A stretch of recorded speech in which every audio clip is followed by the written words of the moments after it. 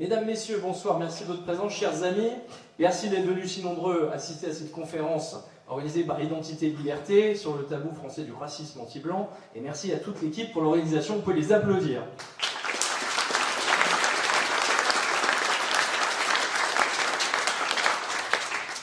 Alors merci à François Bousquet pour son enquête de salubrité publique qui révèle l'ampleur de cette haine qui se déverse dans nos écoles, dans les clubs sportifs où le vivre ensemble se transforme en vivre avec son lot de tabassage, de crachats, de raquettes et d'humiliation. Bravo à lui.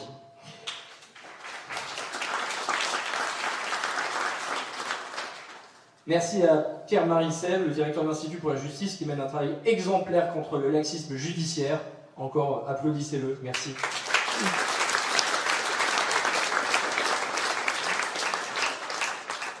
Et enfin, je veux rendre hommage, un hommage appuyé à Marion Maréchal, qui sur le sujet du racisme anti-blanc, comme sur d'autres d'ailleurs, n'a pas peur de dire les termes, ni d'utiliser les mots justes pour décrire le réel dans lequel survivent des milliers de Français.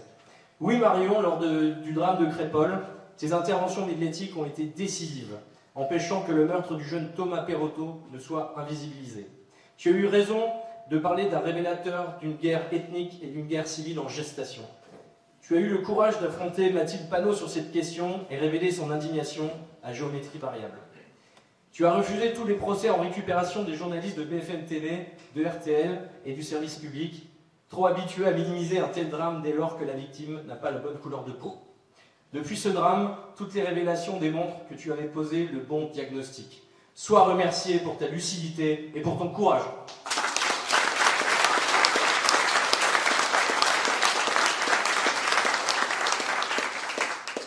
Alors, chers amis, quand avec ma famille nous sommes installés dans cette drôme de collines si bucolique, jamais, ni personne n'aurait imaginé que la France Orange Mécanique s'exporterait comme une traînée de poudre jusque sur le parvis de la salle des fêtes du petit village de Crépol. Et ce jamais, c'était le sentiment incrédule de tous les habitants que j'ai rencontrés pendant la campagne des élections législatives, avec un seul mot d'ordre, justice. Justice pour Thomas, justice pour les 200 victimes du bal de Crépol. Je suis désormais député d'une terre martyre de l'ensauvagement, de la haine anti-française et du laxisme d'État. D'une terre où un réfugié islamiste soudanais a poignardé à mort Julien Vincent et Thierry Nivon au cri de Allah Akbar. D'une terre où, à peine un an après le drame de Crépol, le jeune Nicolas, coéquipier rugbyman de Thomas, était assassiné d'une balle dans la tête par un étranger lié à la DZ Mafia. Vous comprendrez aisément que mon mandat est une dimension singulière, celle d'être aux côtés de pères et de mères qui nous confient une seule doléance, protéger la vie de leurs enfants. Ils attendent de nous que nous menions le combat, que nous prenions le pouvoir, que ces actes de cruauté contre les nôtres ne soient plus jamais qualifiés de faits divers, mais bel et bien de faits de société.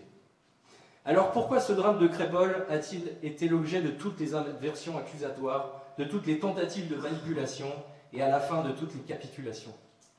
Après avoir été incapables de l'empêcher, ils ont tout fait pour en minimiser la portée, pour nier le mobile, pour atténuer les responsabilités, pour renverser l'accusation. Ils ont organisé la conspiration du silence, pour que plus jamais l'on ne puisse dire un jour « Thomas est mort parce qu'il était blanc, Thomas a été poignardé parce que son agresseur haïssait les Français, parce qu'il vous haïssait, vous, en tant que Français. » Pourquoi une telle omerta? Nous tenterons ce soir d'y apporter des réponses. Alors que pour la mort de Naël, toute la gauche a hurlé aux violences policières systémiques et légitimé les émeutes urbaines de violences inouïes, le trépas de Thomas n'a eu le droit qu'aux accusations d'emballement médiatique orchestrées par l'extrême droite. La doxa interdit de reconnaître que, lors de ce raid meurtrier, ces propos tenus et entendus, on est là pour tuer du blanc, on est là pour planter du blanc, ne soit aussi le reflet d'une culture de racisme anti-blanc véhiculé chez certains immigrés. Comme l'a très bien résumé la journaliste Eugénie Bastier, le décès de Naël, le meurtre de Georges Flotte, le procès de Mazan sont tous des faits de société. Mais si un drame fait monter Marine Le Pen, ce doit être un fait divers.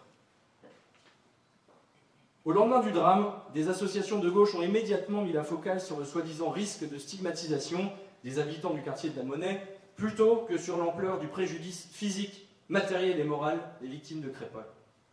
Comment se plaindre alors d'une stigmatisation que dans le même temps, aucun de ces jeunes du quartier n'avait cru bon de se joindre à la marche blanche pour Thomas? Pourquoi se plaindre de stigmatisation quand, dixit une habitante proche de la famille des suspects, tout romancé qui a tué Thomas Perotto, mais personne ne parlera.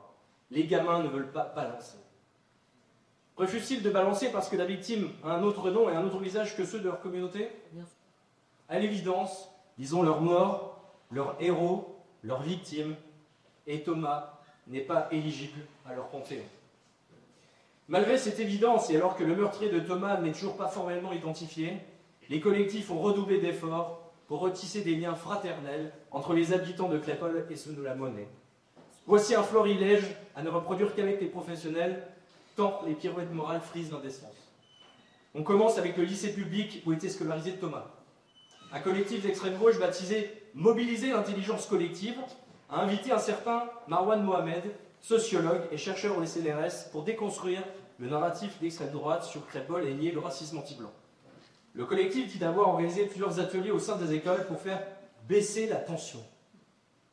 Pourtant, la tension n'a pas du tout baissé si l'on en croit le diagnostic très pessimiste du directeur des services départementaux de l'éducation nationale de la Drôme, qui nous a rapporté que dans les collèges et les lycées, la mort de Thomas, loin de susciter un regain de cohésion, avait au contraire aggravé la fracture communautaire et conduit les chefs d'établissement à réorganiser les classes. Pensiez que cette initiative citoyenne était isolée. Détrompez-vous, ils sont encore allés plus loin dans la décence. Au sein du club de rugby de Thomas, des responsables, heureusement isolés, ont organisé des initiatives pour les jeunes de la Monnaie, dont je rappelle que certaines familles qui en sont issues connaissent le nom de celui qui a tué Thomas, mais refusent de balancer. Le parrain de cette initiative, entraîneur au sein du club de Thomas et conseiller régional écologiste, ça ne s'invente pas, justifiait cette initiative de fraternité en citant Saint-Exupéry. C'est une folie de haïr toutes les roses parce qu'une épine vous a piqué. Et moi de lui répondre, c'est le comble de l'indécence de comparer la lame de 20 cm qui a transpercé le cœur de Thomas à une simple épine de rose.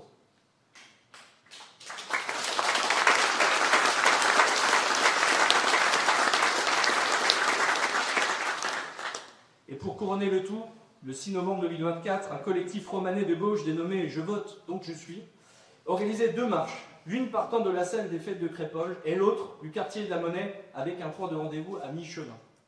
Cette marche de la fraternité visait à réconcilier Crépol et la Monnaie en mettant sur le même plan la mort de Thomas et celle de Zacharia, un jeune poignardier dans le quartier de la Monnaie après un règlement de compte entre 2 vents.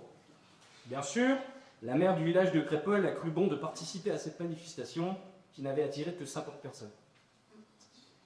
Chers amis, ne pensez pas que cet activisme intempestif de l'extrême gauche n'est pas sans conséquence sur l'éclatement de la vérité judiciaire ni sur le comportement des partis au procès qui se mouillera bientôt.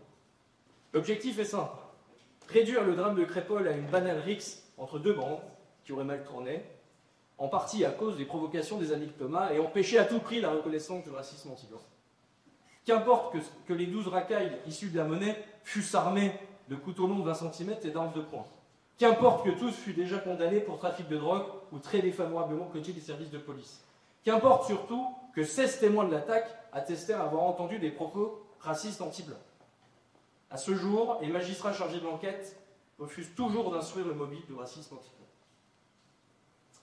Au-delà de l'importance du symbole de la reconnaissance de cette circonstance aggravante, ça alourdirait considérablement les peines prononcées et garantirait aux victimes que ceux qui ont mené cette expédition punitive passeront la plus grande partie de leur vie en prison. Imaginez la douleur des familles quand l'incertitude d'identifier formellement le meurtrier de Thomas est aggravée par le classement d'un procès verbal de gendarmerie attestant pourtant de l'existence des propos racistes contre les amis de Thomas. Imaginez la colère de ces familles qui se battent avec peu de moyens pour faire entendre leur voix. Et là aussi, il convient d'interroger le rôle de certains avocats des partis civiques qui les incitent au silence et dissuadent de répondre à la presse, ou même conseillent de se tenir éloignés de leurs députés. En face, c'est l'inverse. 2 avocats prévenus enchaînent les procédures pour obtenir leur libération et pour faire interdire un rassemblement français désireux de rendre hommage à Thomas pacifiquement. Toutes ces petites lâchetés forment un continuum de renoncement et participent au refoulement de la mémoire du jeune Thomas comme s'il devait mourir une seconde fois. Jamais, je dis bien jamais, nous devons l'accepter. La reconnaissance du racisme anti-blanc est la première étape pour qu'au sein de l'appareil d'État, on daigne enfin reconnaître que des milliers d'immigrés détestent les Français pour ce qu'ils sont et non pour ce qu'ils font. En proclamant cette vérité interdite, nous brisons l'omerta pour rendre justice à Thomas et à toutes les victimes du racisme anti-blanc. Comptez sur nous pour ne jamais abandonner le combat. Je vous remercie.